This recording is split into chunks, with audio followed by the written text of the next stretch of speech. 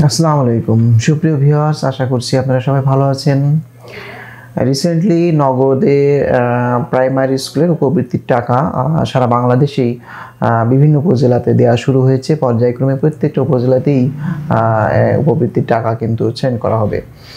তো আমরা কিছু কিছু উপজেলায় দেখতে পাচ্ছি যে টাকা অলরেডি নগদ অ্যাকাউন্টে টাকা ঢুকে পড়েছে এবং টাকা অনেকেই উত্তোলন শুরু করেছে। তো এবার টাকা দিয়েছে যাদের আসলে আমরা জানি যে বকেয়া প্রতি 3 মাস পর পর কিন্তু টাকাটা দেওয়া হয় এবং যে বকেয়া থাকে ওই বকেয়া 3 মাস মিলায়ে কিন্তু টাকাটা দেওয়া হয়। তো সেই ক্ষেত্রে ক্লাস 3, ক্লাস 4 এবং ক্লাস 5 এর জন্য 900 টাকা এবং 1 to যে প্রথম যে শ্রেণীগুলো রয়েছে তাদের জন্য 450 টাকা। তো 900 এবং 450 এই দুইটা অ্যামাউন্টই সেন্ড করা হয়ে থাকে বরাবর। এবারও সেটাই করা হচ্ছে এবং বিভিন্ন উপজেলাতে অলরেডি দেওয়া শুরু হয়ে গেছে।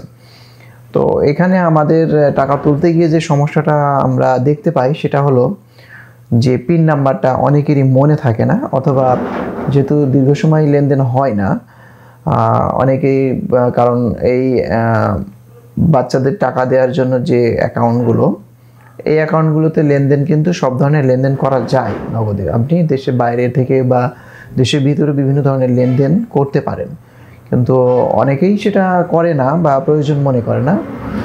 তো যে কারণে হয় কি, পিন নাম্বারটা কারো সংরক্ষণে থাকে না। যখন উপবৃত্তির টাকাটা ঢোকে তখন তারা ওই টাকাটা উত্তোলনের জন্য এজেন্টের কাছে যায়। তো এই যে একটা সময়, এই সময়টাই কিন্তু তারা পিন নাম্বারটা অনেকেই সংরক্ষণে রাখে না। তো টাকাটা উত্তোলন করতে গিয়ে একটা বিড়ম্বনায় পড়তে হয়। পিন নাম্বারটা অনেকেই জানে না বা মনে রাখে না।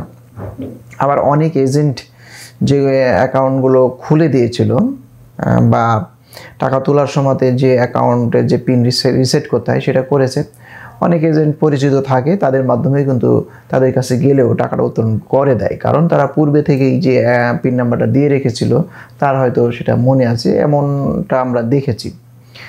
তো এজন্য এখন আপনারা এজেন্টের কাছে গিয়েও যারা পিন নাম্বার পাচ্ছেন না বা পিন রিসেট হচ্ছে না, সেই ক্ষেত্রে কি করবেন?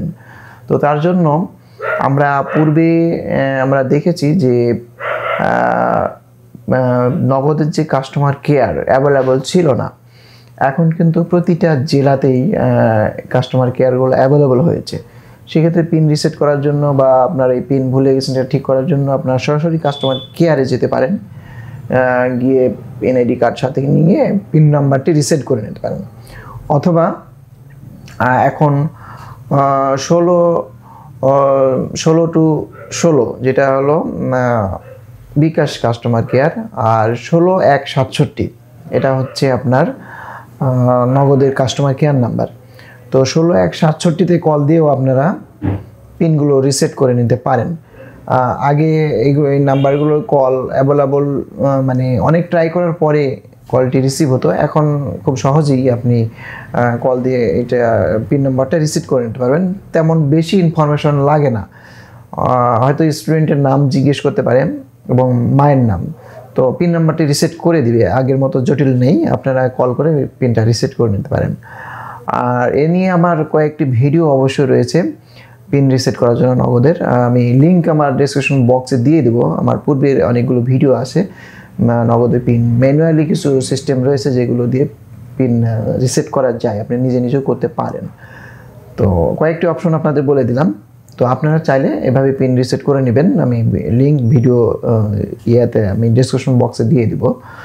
পাশাপাশি কাস্টমার কেয়ার এবং যে কল সেন্টার রয়েছে সেখানেও নাম্বারগুলো আপনাকে বলে দিলাম।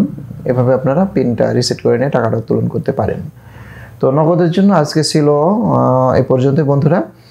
তো নগদ সম্পর্কে যে কোনো ধরনের প্রশ্ন করতে পারেন, কমেন্ট বক্সে কমেন্ট করতে পারেন। সবার জন্য কমেন্ট বক্স উন্মুক্ত থাকবে। যে কোনো ধরনের সমস্যা আমি চেষ্টা করব আপনাদের সহযোগিতা করার। তো ততক্ষণ সবাই ভালো থাকুন, সুস্থ থাকুন। আল্লাহ হাফেজ।